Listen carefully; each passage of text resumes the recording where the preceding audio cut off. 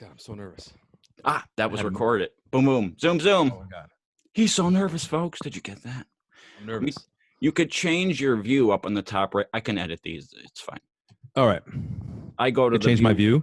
Yeah, because my world view. Well, with a bottle of anything and a bottle of anything, actually. A liquor, pills, you could change your view on anything. But the top right corner of your screen. They make liquor in pill form now. Liquor pills. They did, didn't they? They made powdered alcohol that people were sniffing and dying. Let's cut out the middleman. We don't need this glass. There was this conversation already happened, Connor, way long time ago. Not that long, but no, it just goes to show how brilliant your mind is. You know, just it's like I already said this. You know, clap a light and you know, clap your hands and the light go on. A patent. I should have thought of that. Getting a patent. The clapper. Yeah, the clapper. Didn't you ever see the commercial? The guy's like, clap your hands when the light goes on. I thought of that, but I never got a patent. It was a commercial for getting that was in the 80s. Well, yeah, the clapper came out in the 80s, but the guy said he's like, I came up with that first. It was a commercial.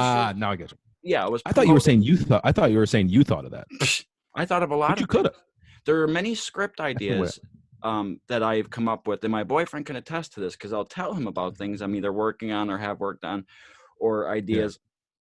And then the movies come out. Not that I'm any genius. They're just common things. They're common themes that writers. Jack and Jill. That was your idea? Yeah. You get it? You know what I mean? Only in my version, there was a hole in the bucket and, you know, and then a movie will come out and it's like, fucking motherfucker, I wrote that. Right. Or something similar. That. You know. That's why you got to jump on those ideas. That's what kills me. I always have those ideas and I'm like. My local celebrity gets in the way. I'm lazy. Your local celebrity gets in the way. You're Mr. Thomas. Mr. Thomas. You're Mr. Scranton himself. That's how I was like, oh, I'm getting Mr. Scranton himself. Well, when I first met you, you're very mysterious, I must say. It was during Arts Alive. I had gone, I guess, I graduated 2000. I had gone 2002 to 2003. And your sister Maureen was actually part of. She was your teacher, yeah. I did mixed media, and she was with the guy from WNEP, and then your sister was. They had people. It was a group of volunteers, and you know, it was a lot of fun. Arts Live was a great program, but that was a good year. I had a blast. I don't know what it was like other years, but I personally thought it was wonderful. And I had a buddy who came with me. See, I had wrote an essay and did all the things you had to do to be selected without paying. And then I show up the first morning for it. And my buddy who I hung out with and smoked weed with and stuff was sitting on the corner. His mother worked at the University of Scranton. I'm like, what are you doing here? And he's like, what are you doing here? And I said, I got in. And he's like, my mom's making me go. And I was like, what do you mean? So he got in just because his mother worked there and then ended up having just as much as that was the best sum of our lives. But I would see you wandering through and like, who the fuck is this cat? Because no, I'm not kidding, because you got the look about you, you know, your mysterious look to begin with. I make noises with my mouth. I'm not very mysterious. Yeah. But I appreciate that. Thank you. You can make money with that. If I can I get that and sample that possibly? I need a good agent because I sit in my house and do nothing. So yeah. Well, you know, that's have at it. This is going to be the birth of the new voiceover actor like myself. And even a lot of the agents that I go through now, all the work I get is voiceover shit. So I've been playing with this mic a lot. And I want that. I want in. That money is, if you get into that, you're golden. Yeah. I should get into that. I've been putting forth if I could turn my computer around and show you the Post-it notes, and the struggle's real with that. That's a lot of footwork, man. You were actually, it took a little while to get this together, but you were actually easy to get. You helped me out in the beginning in Spokane. Of course, you did a wonderful job. Oh, jeez, go on. Like I told you, I just rewatched a show that I directed where Connor. First of all, you saved the show in the fact that I had it completely cast. I thought the cast I got was perfect, considering like locally with local actors and stuff. You pray and hope. Yeah. And then the show really hung on the fact that whoever I cast as this main guy could make or break it. No one who came in got it. And I was just hoping that you would do it. I didn't even really audition you. We just lied to people and said we auditioned. I had a blast. And I was happy you asked me, man. Your love life sprung Yes, we used to smooch in the parking lot. The lovely Jessica McDonough, who's in another room having a conference because she's a therapist. So we had to split up the house. Well, little do you know that actually went beyond. It went a little earlier than behanding. When we had, she might kill me for saying, but when we were in Kansas City together doing a show, Jess McDonough and I, she had met. I actually looked at her at one point. I remember I was like, "You love Conor McGuigan."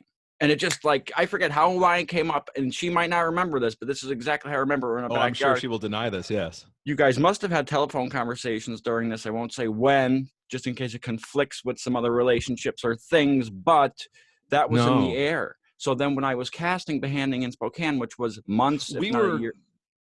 We were hovering like bees, as the song goes, because that was the summer of Conor. I was recently single and ready to mingle. And she was I know that the term. Bar and yeah. But then she's like, hey, they're doing Behanding. I'm like, and I knew the show. I'm like, oh wow, they're doing that locally. It's great. And I was like, yeah, sign me up. I think I put a bird in her. I think I put a little thing in her ear to get out to you too. We were double teaming you. And I think that she also, I think that hinged on you, like her, like she did it. I got double teamed. I don't remember that. Well, we're that slick. But either way, you came out, you nailed it, you knocked it out of the park. Well, thanks, man. I was honestly, and thank you for having me. Yeah, and if ever again there's going to be, I'm sure there's some. Well, here we are now. As a matter of fact, here we are. But I'm in a dark corner of my house. I have a beautiful sun porch. I had the whole thing set up out there, and you have the mountains behind me. And it's in a part of the house that, we can't hear each other because, like I said, but then for some reason nothing was working. And you have sneakers hanging up, which is nice. But if you had seen, while I was waiting for you, I did a couple things. I smoked a bowl, I drank a cup of coffee, and I twisted those shoes 5-6 times, and then folded them down so the red portion was showing. Because I'm like, well, I'm building a shot, I guess. But if you do it in my room, I could. Maison, is that it? I'm in this corner. I mean, we do have the bottom of Jason Apollo's painting or drawing that he did years ago, back when I had Test Pattern. That was a gift. That is actually Brian beautiful. Michael Geikel. Yeah, but unfortunately, you get the rest of the living room there. There's a fireplace. There's I can't swivel my computer like that because the screen is broken. The screen's actually being held up by a hand carved trinket from like Jamaica that my father got me. This big clunk of wood that looks like something off the Easter Island is holding my screen up, so I can't swivel. But I have to say, behind you, that painting warrants a much bulkier. It's got a very weak framing, my man. That's what it came with, man. That's what it was framed in. That's what Jason put it in. And it was in a basement for a long time. I moved a lot for a couple of years there, and it was in storage, and it got warped. So it does need a reframing. It does. It needs a little love, but to keep that frame, just because it means something to you, because it came from the man who gave it to you, you could just slap that entire thing directly into something like of that ilk. But I mean, no, that really is, and I'm a big appreciator of matting, which costs a fortune. So spend a little money. That thing's worth, hanging somewhere nice one day. And I'm not trying to give you any shit. You fucking. I did used to date this dude the one time in L.A. and I walked into his room the one time and there was nothing. It looked like a hotel room. Like it looked like it came out of a clear plastic bag from a big box store. Was he Moravian? The Moravians are very stark in their decoration. Ivan. He was Hispanic, so half. He was Ivan. He was Iban, but his room looked like that. I got an immediate indication. These are several things that I do, and this will bring us into a full loop here. Now, if your room looks like it came out of a bag and there's not 1 ounce of soul in your house, from where you've been, your travels, like an indication of who you are, I'm running for the hills. Then if I look at your DVD collection and there aren't certain things in there, or your DVD collection says a lot about you, because it's 4 copies of Jack and Jill. Why 3 of them sealed? See, now that I could think on that all night. Connor. I would go home. You would be intrigued. You're like, why does this person have 4 copies of James I'd go home from that date either like maybe calling you back, even if not just to find out why. See, so this 101 movie listing I was trying to do. Oh yeah.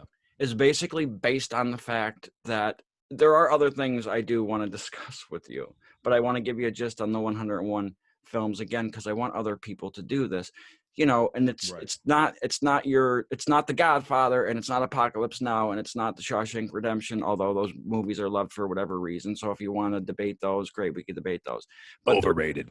But it's right. They're already. I wanted movies that aren't on anyone's list, but we love. Right. Those are the movies. They already have a podcast like this called The Rewatchable, so it's sort of a version of that, I guess, a take on that. But I got people now texting me with lists. They're already. So this is something that will go on for a good portion of my interviews. I'm going to ask everybody their 5, and hopefully after that, we could have a nice list. You don't have to. Now, I have one person coming on who's only going to be talking about one film. So this isn't like there's no pressure for it to be 5, but there has to be a film added to the list. And there has to be a decent, good reason for that now. Because, you know, while you ponder that, I have a question. Who is Scran Man? Why is Scran Man? Scram Man, it was just I started it the Snapchat. Oh God, here comes the heat. I don't know if you can still hear me, but the heat is blasting over my head now. It's very loud. That's irony at its best. Yeah. Every time it comes on the TV, we have to up the volume. But if I could turn the bulb on to you right now like this, I would. Who is Scran Man? Why is Scran Man? Is he your father? Christmas tree? Is he your mother? Let's go down on a journey of who Scran Man is, kids. This is a Christmas tree that glows. So it was a Snapchat filter, you know, and I did it as a gag, and I actually made a bunch of them and never saved them. And then I'm like, I'm going to put this on Instagram. Somebody's like, bro, that's fucking funny. Right. And I was like, oh, thanks. And it just grew from there. And then my sister's like, let's make t-shirts. I'm like, okay. That was smart. My sister, again, I need an agent. I want one agency. As soon as Graham saw the t-shirt, was like, where do you get one of those? And I asked you, if you remember, I saw you. I was like, well, I'll ask him next time I see him out. And I saw you at an event, and I was like, where do you get one of those t-shirts? And I don't even think you knew. Yeah, no, there's some of them were floating in my car for a while. Then she took them back. But she is good for that. She's much better at organization and and getting things done. And she's very talented as well. She kind of gets everything. I don't have those organizations. She's a good administrator. I need one of those myself. I usually have one during any project. There's one, and luckily I have a boyfriend who acts like that in life, and I don't know. Kind of helps in. Well, I don't know if I chose someone like that subconsciously, or if opposites attract. No, I can see that the two of you kind of balance each other out. Yeah, he is very realistic and that's good. You know what I mean? And so that leaves me able to float in the clouds and have someone tug me down like a balloon when I right. He's got you tethered to the side of the hot dog cart while he's selling the hot dogs, and you get to be a balloon. Yes. On the flip side of that, whenever he becomes a stick in the mud, then I get to take him out and twirl him around. And the balloon, you lift him into the air and say, "Here." What's a good Harry Potter spell? Expelliarmus! Let's go have sexes. I'll cut that out. Yeah. No, I won't. No, you won't. No, I won't. It's not comedy gold, but it's the only thing we got. We're working with here, folks. Harry Potter jokes they're hot, man. They're hot. So, but Scran Man, that is how things like that do happen, because that filter, it was just a random thing, is fucking hysterical. Do they still make that filter? What do you use what is that? Instagram? Snapchat? Snapchat. It's a Snapchat filter, and I kind of put myself in a box with it, but it does kind of rest on that goofy face, because goofy. They have it, but. What? Not you say it rests on this goofy face. It is okay.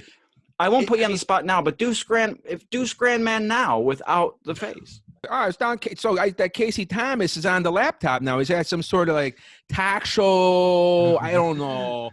You remember back in the day, WP, Gallagher's Travels. Anyway, So it's almost like you manipulate that damn apple with your face, because I'm watching you make Kind of. those facial I do, yeah. expressions. The eyes go big. But Right. So here's the genius of Snapchat, though. Yeah, you can get that filter, but it costs $8 every time.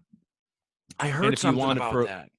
yeah, you can rent them because the thing is, you have Mary and Joe are getting married, and you want to make a special filter that's only available in the wedding venue, and everybody can go on Snapchat and you can personalize it and says Mary and Joe, Wow. remember that one time that we all got drunk at Denny's, or whatever it says. And so all I want is the filter. I don't want messages or Yeah, anything. but see, So yours was like part of the default back in the day, wasn't it? it was always just there. I mean, that's why I found it. I used to just screw around with the things. So that's probably like property that's like, it's like that was like the foundation of Snapchat. It's like, yeah, but can I have it? No. And at one time, for like a year or two, you could buy a filter for 99 cents, and then it was yours forever. And I missed the boat on that. I didn't realize that was a thing. So now every time I do, I pay $8. But And if you do that's it on because Saturdays, it goes up to 10. it's people like you. It's the fault of people like you why now you have to spend money for the filters, because they're getting their entertainment is based on the fact that they use these filters, or their likeness, which has grown followers, which is translates to money, is now based on these filters. So of course I didn't realize that. But all the ones they give you now are just advertisements, like for Mentos, like, here's a Mento face, and Mento hits you in the eye or something. See, because I'm out of that age bracket. You know, I mean, like, I don't use it for anything else. In fact, I don't think like Snapchat. I mean, obviously, I don't know how much longer it's going to be around. It's not like with TikTok is going to, that's the hot item now. That's everybody's what people on the TikTok. say. See, as far as I'm concerned, because I'm jumping into this at an older age, I know YouTube isn't going anywhere, and I know that as long as YouTube, I think is pretty established. People use that for television now. That's why for years now since Channel 6 stays on here, because we got to get the weather. And then I don't know what's going on. If it's going to rain, it might. Yeah.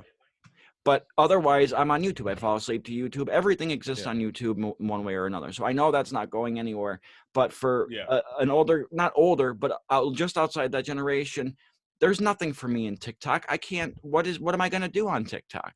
The thing, like, lip sync? It's based in like, dance and singing, and it's crazy. I read a whole New York Times article about how it's so big. Like a 12-year-old outside Atlanta in the suburbs came up with a dance move that blew up to the point where celebrities were doing it, and it blew up even more. And this girl's like, but that was my thing, and I invented it. And so it's like, how can you copyright like certain dance moves?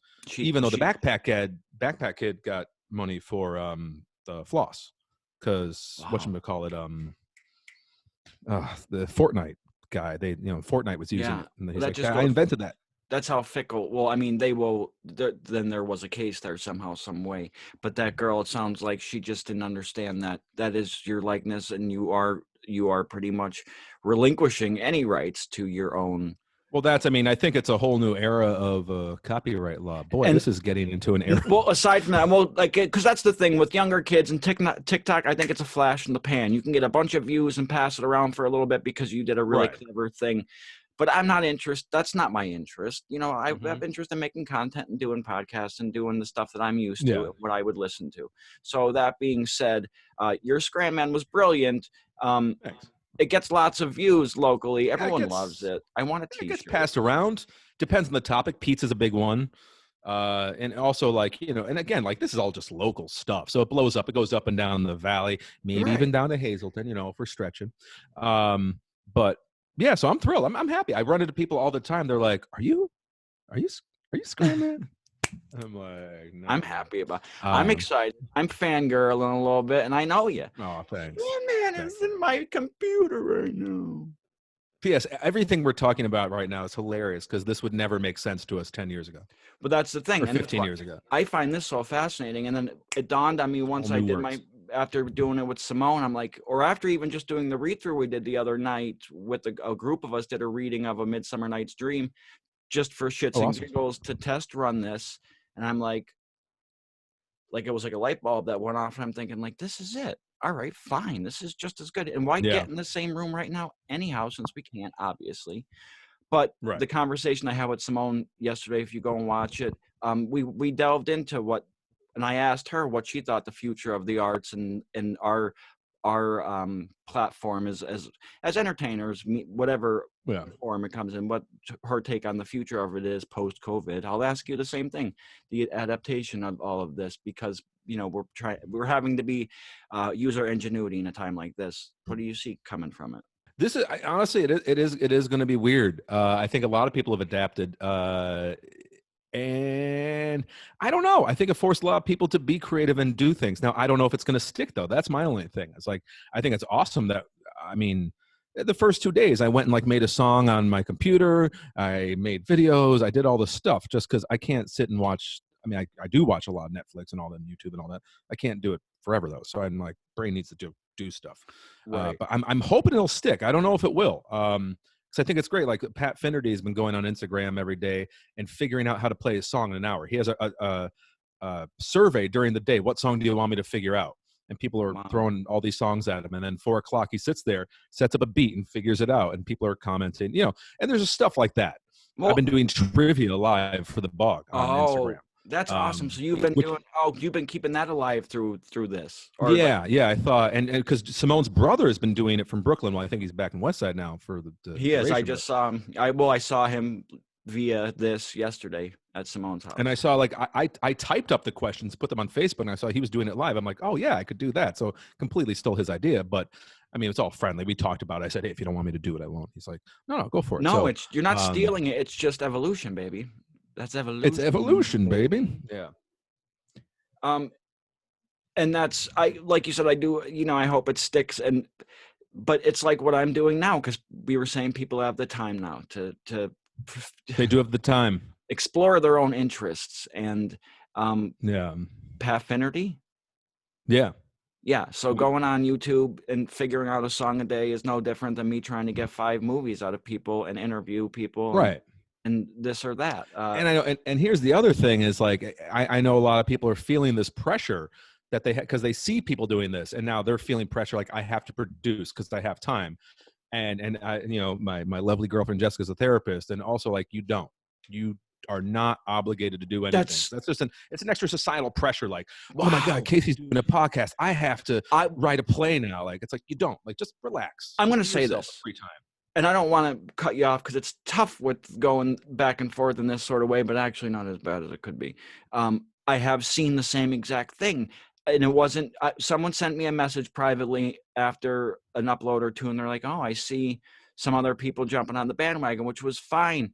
And I thought it was great.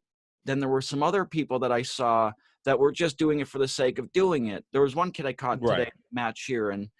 Hysterical. He's great. He's getting a bunch of views. I messaged him. I was like, hey, let's have a chat. But there are some other people who are doing it that have no business doing it. The other people who are, if it's, it's what I've done. It's what I do. Jess, it's what she enjoys doing it yourself. It's an extension of who we are. So it only makes sense to be like, all right, now I have to go on the computer or whatever. But, just to become a creator because you feel the pressure too.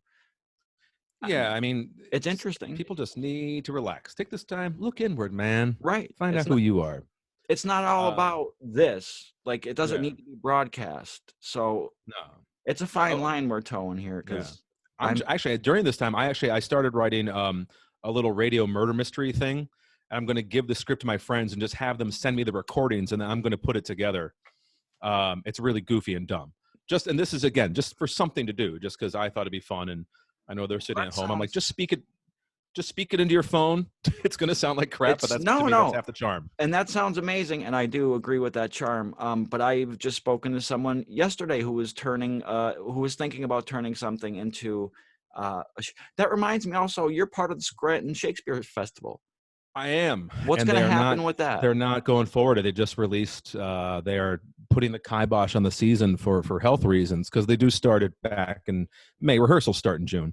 Are they thinking about a possible, like a different route, an alternate route? I think they're doing audio. I think they're doing kind of radio versions. I'm pretty sure. Just that projects in general are trying to figure out different ways of doing things so the beat goes on. So it's interesting to say. But either way, let's just do a direct cut, because this only gives you 40 minutes free. before Oh, you got right. to pay. I am going to pay because I will end up using this for more than the 40 minutes. But do you have a film? Right. Do I have a film? So what you're asking me here is you want, because I this is new to me. And again, I'm sorry I didn't watch the Simone I don't one yet. want I'm too going to do much that. thought about it, really. I just want like the films that. But the films that affected me, Yeah. films that I like, or films that I think society affected society. Well, they could be for any of the reason is not the point. The film is your choice. The reason could be any one of them. All right. God, I don't know. All right. I'm gonna go through some films that I like. Let's see. I love Sleepaway Camp. It's a ripoff of Friday the 13th, as many films were back as soon as that came out. But I love it. I kind of like how the radio thing I was talking about, that just the cracks in the facade. I love a movie that is just broken. But it in the was background. shocking. But they achieved something. Oh no, exactly. At the end, with the whole reveal that it's been a boy the whole time. Spoiler alert. I mean, it's yeah. But even from that, so it was a knowingly direct ripoff of Friday the 13th. They weren't trying to hide it, so it was good fun. No. But then at the end, but they have their own little twist. The twist at the end makes it stand alone. Yeah. Makes it stand far apart from Friday the 13th, in my opinion. And then Bobby Keller with it. Bobby Keller had his at the horror convention, and he actually got Felissa Rose, I think is her name. Wait, yeah, I'm such a fan. I can't remember. I was at the last one. She was here. I met her. It was great with Joe Bob Briggs of all people. Well, wait, I met the guy from Basket Case. So was it this past one? No, it wasn't. That was a couple years ago. It was at Ale Mary's. I was gonna say I would have met that. I would have went up and said hi to that woman. Yeah, no, it was down at Ale Mary's. Said like, "Show me your dick. Take your pants down. Show me that." Right. Dick. I'm sure she gets that a lot. The wig comes off for that one. For my next film, I'll put on this hat. All right. This is when I do trivia. These things make a lot of appearances. All right. So I said I love that. I tell you what, No Country for Old Men is one of my favorite films. But like the Godfather, I feel like that's been talked about, and that's a good equivalent though. I love that. I love the films you're giving are great. No Country for Old Men is a quiet. There's no fat on it. Nothing. Every moment of that film moves it forward. Everything is important and moves it forward. And the tension is left to the stillness of it. Yeah. And there's no like smoke and mirrors. There's nothing. No. There's long moments of just nothing. But I can feel the speed, the sweat speed.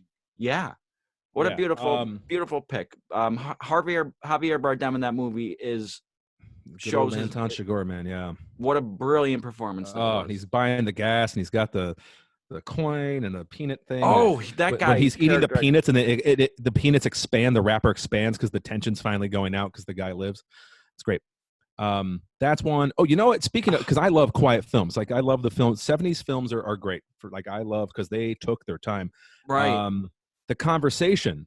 I love The Conversation. What's his face just died from that. But he only made Godfather 2 so he could make The Conversation. Coppola. That's the only reason he agreed to do Godfather 2. He's like, can I make The Conversation? The Conversation is one of those ones I know about. I've seen clips. And I'm aware that's the story and stuff, but I've never watched it. And I know they've done other versions or other takes on it. And because it really is just a man and a woman, right? A couple. No, actually, I'm sorry. The Conversation. Yeah. Okay. Just for a second, I thought I was wrong. But yeah, Gene Hackman is a guy who's in the. He has microphones. He helps people. Like he helps detectives. He records conversations. And Harrison Ford's in it briefly, and Cindy Williams from Laverne and Shirley's in it. And but it's a great take. Oh, and what's his face? Fredo's in it. John Cassavetes. Is John Cassavetes Fredo? My Godfather stuff is John Cazale. Cassavetes the director. John Cazale. I was gonna. But anyway, it's great.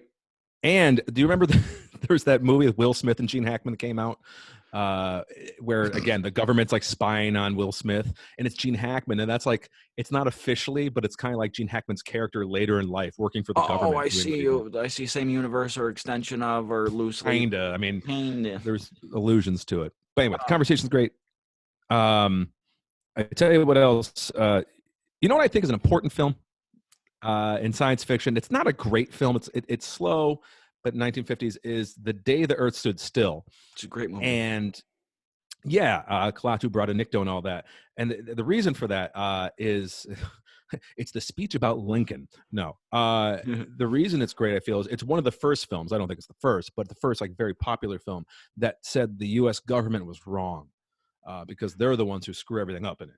And up Wow. until that, you didn't have everything was like, post World War II, like we did it, we beat the They Nazis. weren't allowed to, content-wise. They weren't Yeah, allowed to really. So something must have been lifted around that time, I bet you. If you went back and looked, like yeah. I something must forgot have what year it changed. came out. It was like 54 or something like that. So maybe like McCarthy was finally on his way out, and It might have been a he was. time where people, because the movies always reflect the times and people's emotions. So if people's emotions were Yeah, high enough to say, fuck it, we don't care if we show our yeah. government for what it is, or Um, satirize it, then it all depends. That's very interesting. I saw that in the drive-in. It was one of the first movies I ever saw in the drive-in, oh, and really? a lot of fun. So my memory of it is a watercolory sort of